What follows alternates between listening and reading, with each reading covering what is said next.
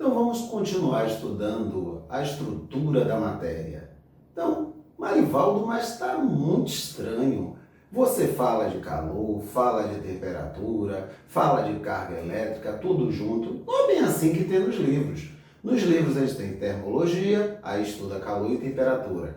Eletricidade, estuda a carga elétrica. Ótica, estuda a luz. E aí? Mas aqui você misturou tudo. Como é? Por que isso? Porque na realidade o que nós estamos estudando é a natureza, é a física. E o que é que acontece? Na natureza, os fenômenos não vêm dissociados, não vêm separados. Quando você analisa um fenômeno da natureza, você vai reconhecer ali diversas áreas da física. Ocorrem vários fenômenos simultaneamente, e não apenas um, como a gente costuma estudar nos livros de física. Então a ideia aqui é a gente partir de experimentos. E quando a gente realiza um experimento, eu tenho vários fenômenos ali ocorrendo ao mesmo tempo. Então não importa se estamos estudando ótica, termologia ou eletricidade. A gente vai procurar entender o que está acontecendo com a estrutura da matéria. Então até aqui a gente estava estudando o que a gente chama de eletrostática, ou seja, a carga elétrica parada. Se eu pegar e fornecer carga elétrica para o material isolante, e a gente já viu o que é um isolante, o isolante é um material que não tem elétrons livres.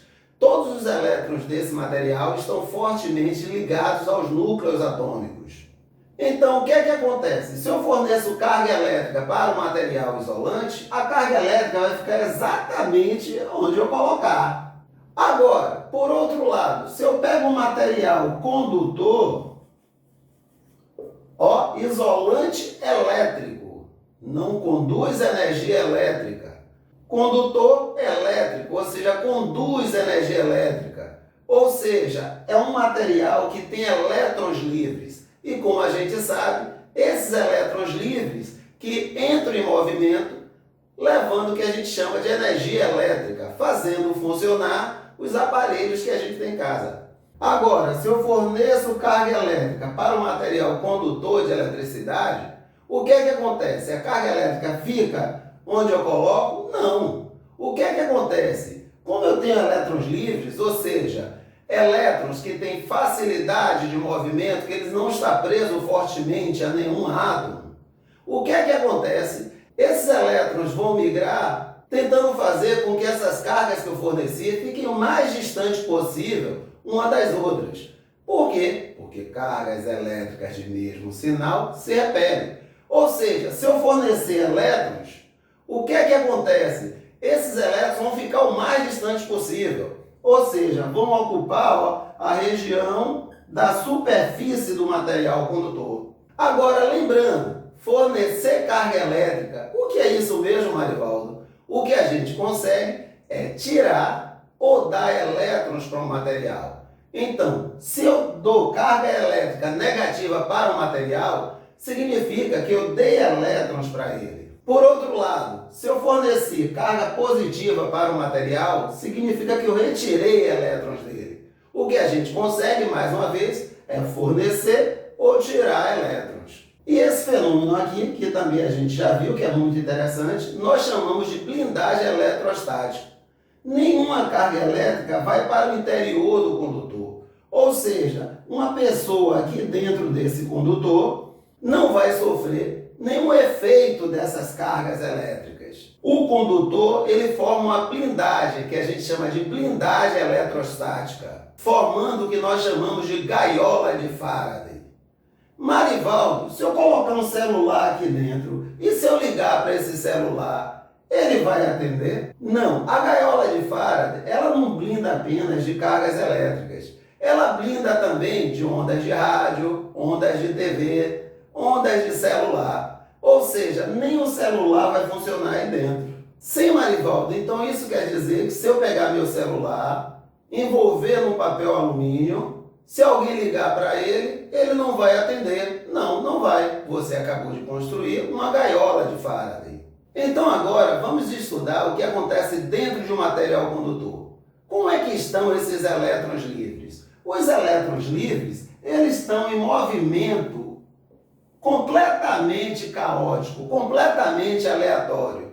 Tem elétron livre subindo, tem elétron livre descendo, indo para a direita, vindo para a esquerda e por aí vai. Movimentos completamente aleatórios. Porém, se eu estabelecer uma diferença de potencial entre as extremidades desse condutor, vai acontecer uma coisa muito estranha.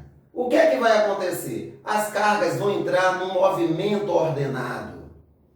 Todo mundo indo para o mesmo lugar, ali na mesma direção, no mesmo sentido. Marivaldo, mas você já falou de uma coisa que eu não entendi. Diferença de potencial. O que é isso? Eu vou ligar aqui um gerador. Ou seja, um equipamento que forneça energia elétrica para esse condutor. Um exemplo de gerador é a pilha.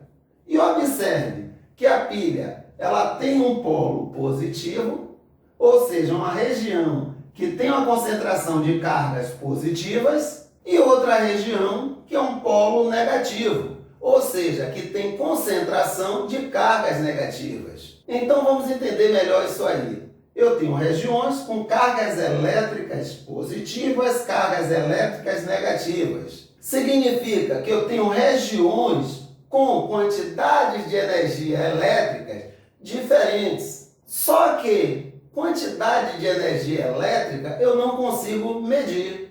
Mas eu consigo medir algo que nós chamamos de diferença de potencial, que basicamente corresponde a pegar a quantidade de energia elétrica e dividir pela quantidade de carga elétrica que tem na região. Então, quando eu faço isso, eu tenho o potencial aqui na região positiva, o potencial elétrico na região positiva. Por outro lado, se eu pegar a quantidade de energia elétrica aqui na região negativa e dividir pela quantidade de cargas, eu vou achar o potencial elétrico nessa região negativa.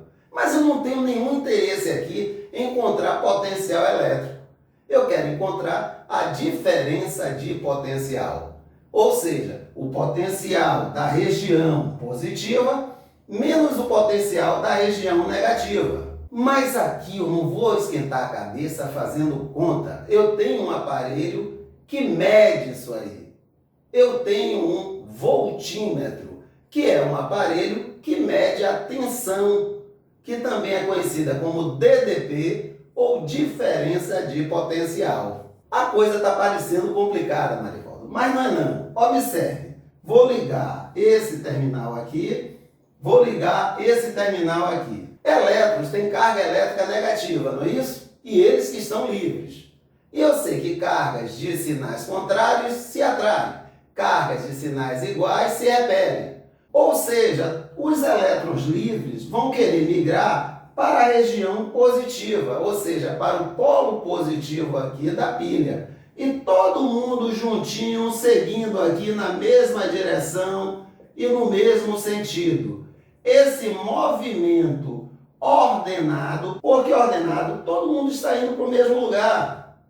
Esse movimento ordenado de cargas elétricas é o que nós chamamos de corrente elétrica. Ou seja, corrente elétrica é o movimento ordenado de cargas elétricas.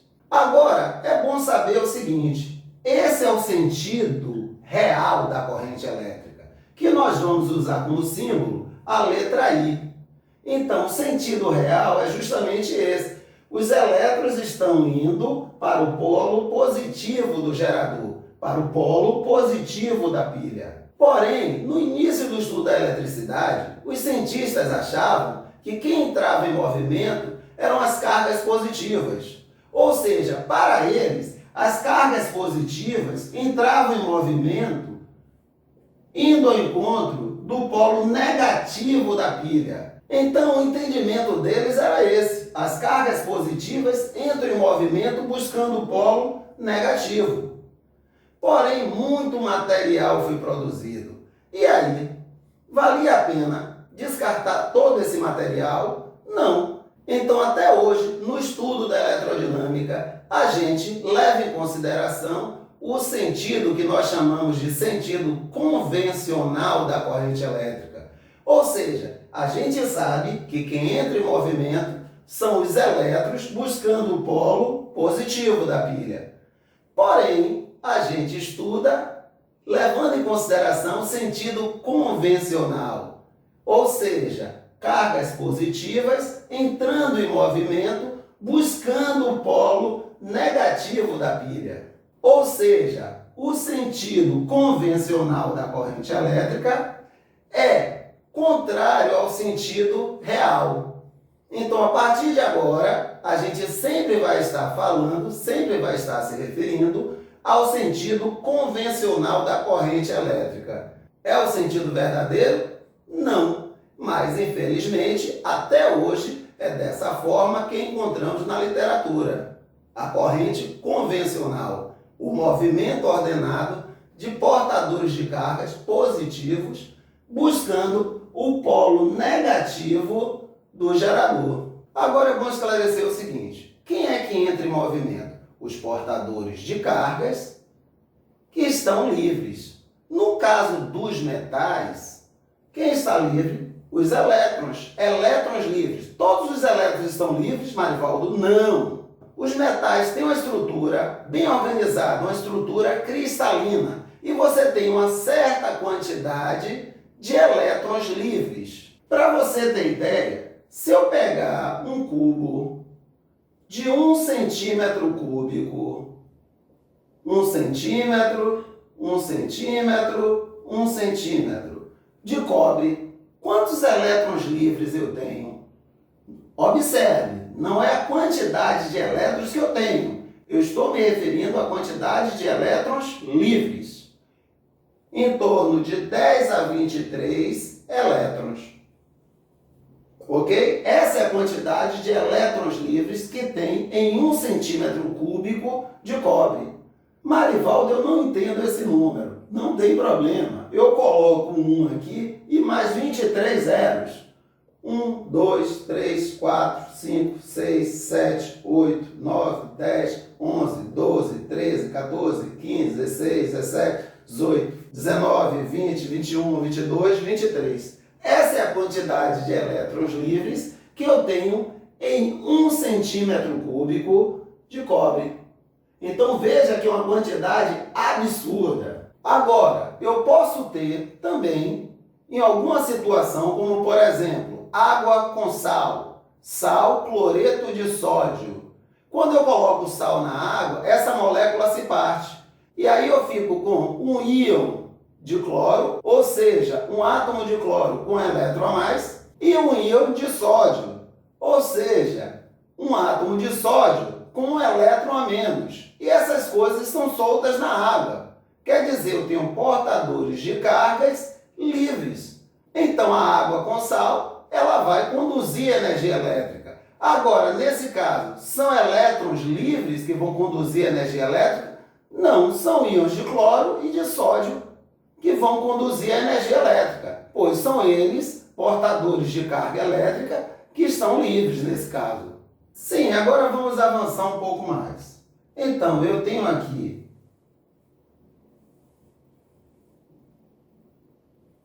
um condutor, ok? Pode ser um fio de cobre. E eu vou ligar aqui uma pilha, vou ligar aqui um gerador. Só que agora eu não vou mais desenhar a pilha, não vou mais desenhar o gerador. Simplesmente eu vou colocar dois traços aqui. Um menor, que representa o polo negativo, e um tracinho maior, que representa o polo positivo.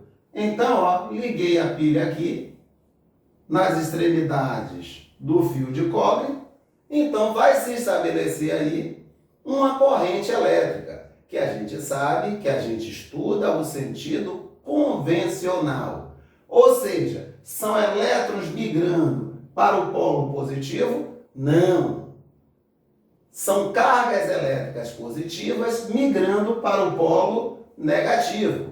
Ou seja, esse é o sentido da corrente elétrica. Do polo positivo para o polo negativo. Agora, se eu der um corte aqui, e eu vou olhar a quantidade de carga que está atravessando essa região aqui, essa área aqui. Eu dei um corte aqui, ó, transversal.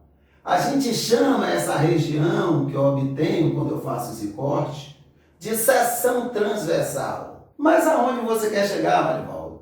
Se eu computar a quantidade de carga que atravessa a seção transversal, ou seja, que atravessa o condutor, e divido pelo tempo, ó, vou deixar passar, por exemplo, 1 segundo e vou contar a quantidade de carga que atravessou essa seção, ou que atravessou aí esse condutor. Se eu dividir a quantidade de carga que atravessou a seção transversal pelo tempo gasto para essas cargas atravessarem a seção transversal, eu acho que nós chamamos de intensidade da corrente elétrica.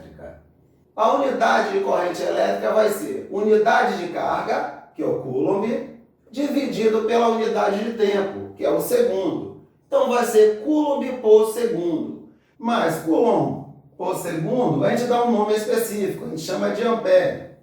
Então o que é que acontece? A partir de hoje, intensidade de corrente elétrica, ou seja, o valor da corrente elétrica, a gente vai utilizar como unidade o ampere. E o símbolo é um A maiúsculo. Então vamos a alguns exemplos.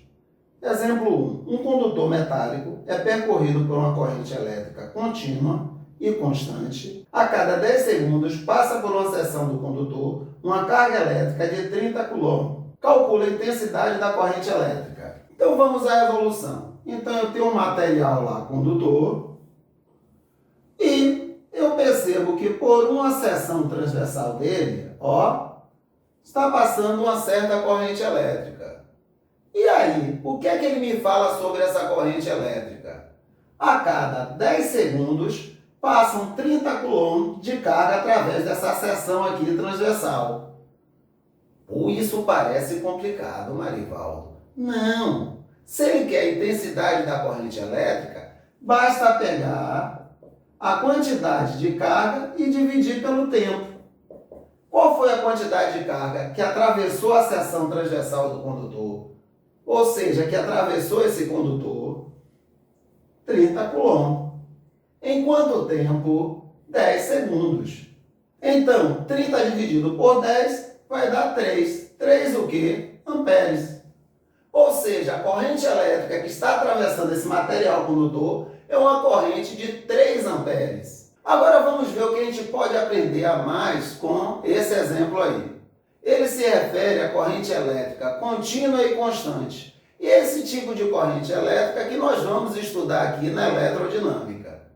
Ou seja, a intensidade da corrente que atravessa a seção transversal do condutor vai ser sempre a mesma. Não vai ter variação de corrente elétrica. E as cargas vão sempre no mesmo sentido. Sim, Marivaldo, mas poderia ser diferente? Poderia. Simplesmente, com o desgaste da pilha, o que é que acontece? A diferença de potencial que a pilha fornece, ela vai reduzindo.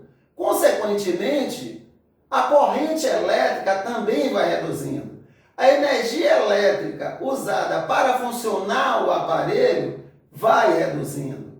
Ou seja, por isso que a gente deve, com uma certa frequência, estar trocando a pilha dos equipamentos que a gente tem em casa.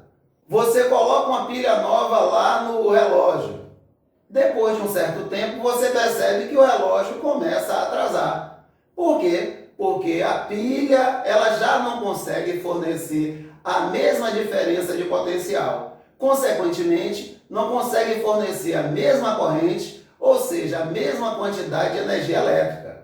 Então, o ponteiro começa a se movimentar cada vez mais devagar, atrasando o relógio. E essa história do sentido, Marivaldo? No nosso dia a dia, é possível também a carga elétrica ficar mudando o sentido do movimento? Sim.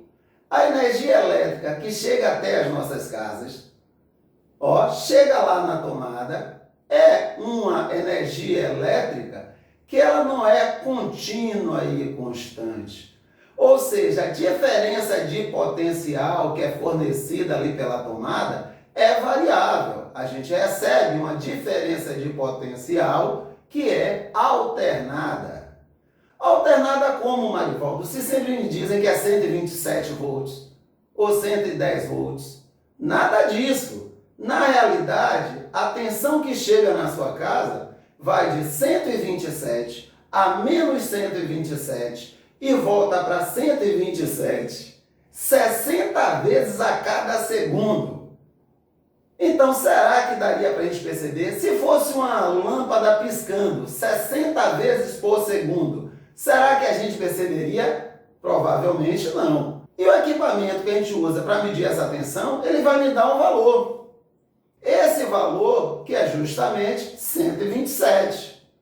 Mas a gente sabe que existe essa oscilação. Inclusive, se você observar agora no fundo de alguns aparelhos eletrônicos que você tem, você vai ver que tem lá 60 Hz, 60 Hz, que é justamente a frequência de oscilação da tensão. Ela oscila 60 vezes a cada 1 segundo. Ou seja, a frequência de oscilação da tensão da rede elétrica de sua casa é de 60 Hz. Sim, Marivaldo, mas ainda não entendi a história do sentido. Observe, se tem uma certa diferença de potencial, a carga ela vai no sentido. Se a diferença de potencial inverter, ou seja, se eu conseguisse inverter os polos da pilha, o que era que ia acontecer com a corrente elétrica? Ela ia mudar de sentido. Então é uma coisa muito louca.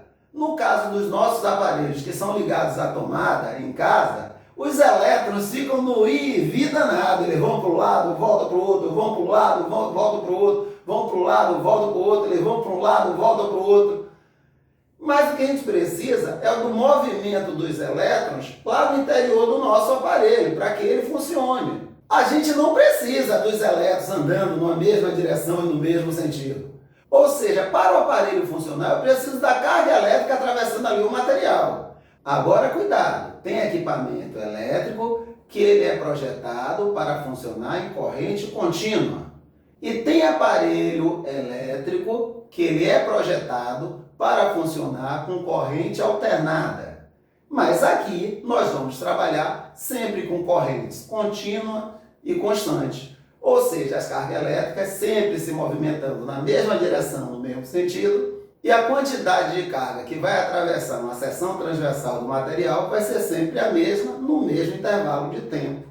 Ou seja, a cada 10 segundos, nesse caso aqui, sempre 30 km de carga vão atravessar a seção aqui do material. Segundo exemplo, com a intensidade da corrente elétrica que passa por um condutor cilíndrico, se por uma seção transversal dele passam 2 vezes 10 a 14 elétrons em 5 segundos. Então vamos lá, ele quer saber a intensidade da corrente elétrica que está atravessando o condutor.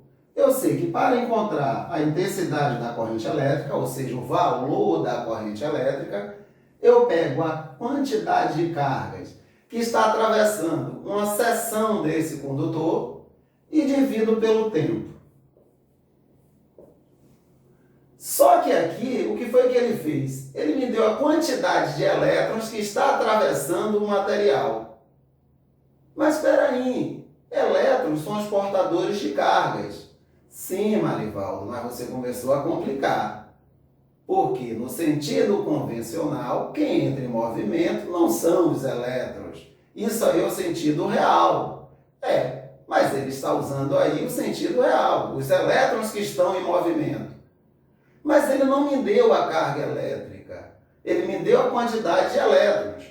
Tranquilo, eu sei que a quantidade de carga elétrica corresponde a um múltiplo inteiro da carga elementar, que é 1,6 vezes 10 a menos 19. Então, eu posso calcular a carga elétrica que está atravessando o material se eu sei a quantidade de elétrons. Qual é a quantidade de elétrons?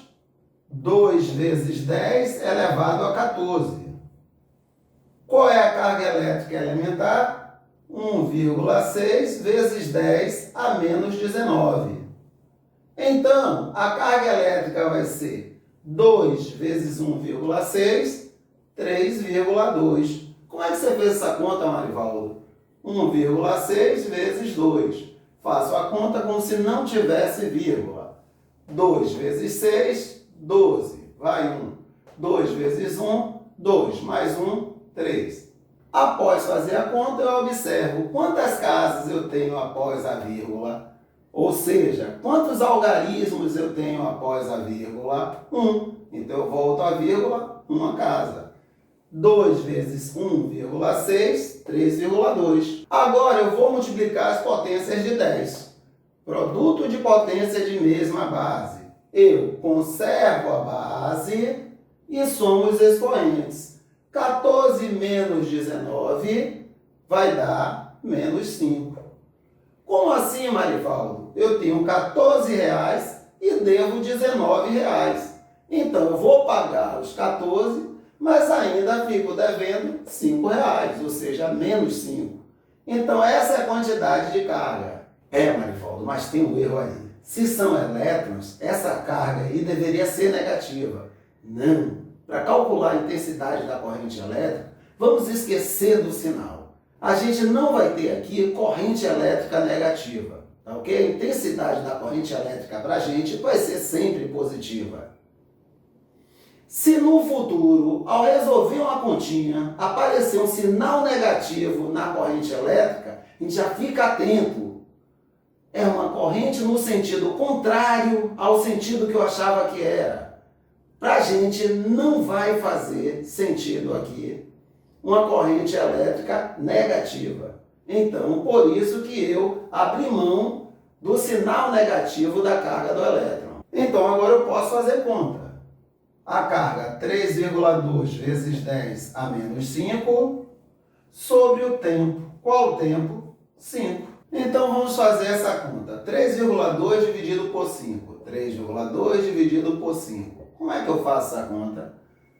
Eu não sei trabalhar com números decimais. Sem problema, vou transformar num número inteiro. Ó, corri a vírgula aqui, uma casa. Tenho que fazer o mesmo aqui com 5. Corri a vírgula, uma casa. 32 dividido por 50 e 32 é menor que 50. Mas eu posso resolver isso. Coloco um zero aqui e 0, aqui. 320 dividido por 50 dá 6. 6 vezes 0, 0. Para 0, nada. 6 vezes 5, 30. Para 32, 2.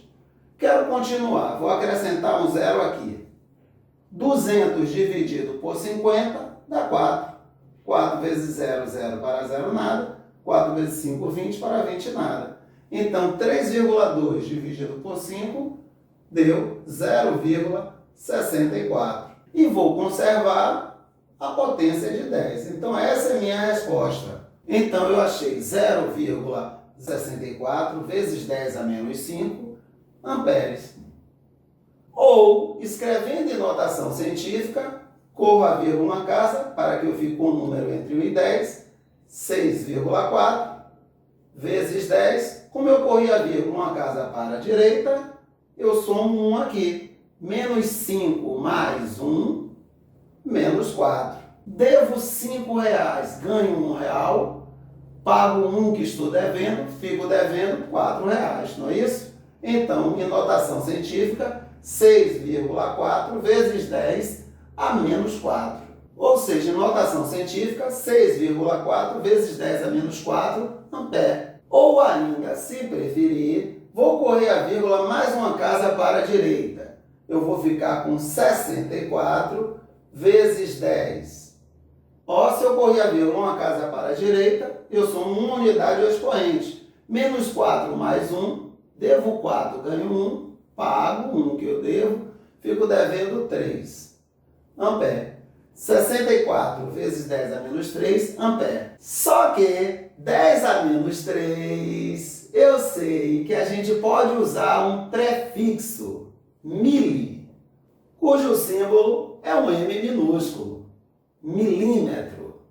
Ó, mili, a milésima parte do metro. Então, aqui eu posso escrever 64 miliampere. Só lembrando que mili corresponde a 10 a menos 3. Mili é a milésima parte. O que é um miliampere? Eu pego 1 ampere e divido em 1000 partes. Cada parte é 1 miliampere. Agora, existem outros prefixos. Micro, que é 10 a menos 6. Então, 1 microampere corresponde a 1 vezes 10 a menos 6 ampere. O nano, que é 10 a menos 9. 1 nanoampere corresponde a 1 vezes 10 a menos 9 ampere. Terceiro exemplo. Uma lâmpada permanece acesa durante 5 minutos, por efeito de uma corrente de 2 amperes fornecida por uma bateria. Nesse intervalo de tempo, a carga total em Coulomb que atravessou o seu filamento é... Então vamos lá. Agora a situação é a seguinte. Eu sei a corrente que atravessa uma lâmpada durante o funcionamento dela e eu quero saber qual é a quantidade de carga que atravessa essa lâmpada no intervalo de tempo de 5 minutos. Fica fácil porque eu sei que a intensidade da corrente elétrica é igual à quantidade de carga dividido pelo tempo.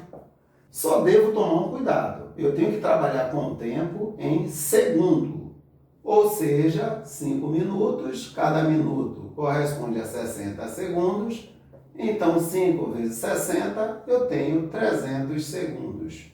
E daí que eu conheço a intensidade da corrente, não conheço a carga, eu quero a carga, e eu tenho aqui o tempo, eu conheço o tempo. Posso colocar 1 aqui embaixo e resolver essa proporção. O produto entre os meios, ou seja, Q vezes 1 é igual a Q, é igual ao produto entre os extremos, ou seja, 2 vezes 300, que vai dar 600 Coulomb.